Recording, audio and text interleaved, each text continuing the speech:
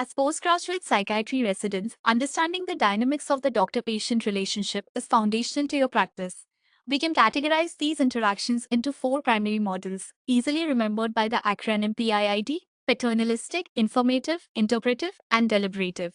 The paternalistic model places the doctor in an authoritative position. The patient remains passive and takes no part in the decision making process. This approach is clinically appropriate in specific situations, such as when the patient is unconscious, immobilized, or delirious. In the informative model, the doctor freely provides all necessary information, leaving the choice wholly to the patient.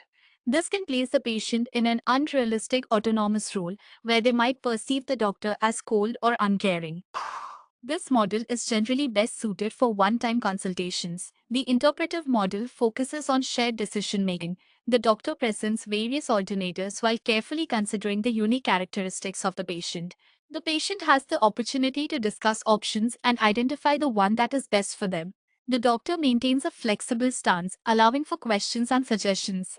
In the deliberative model, the doctor acts as a friend by actively advocating for a particular course of action. This is commonly used in behavioral modification therapy, such as when helping a patient to stop smoking or lose weight.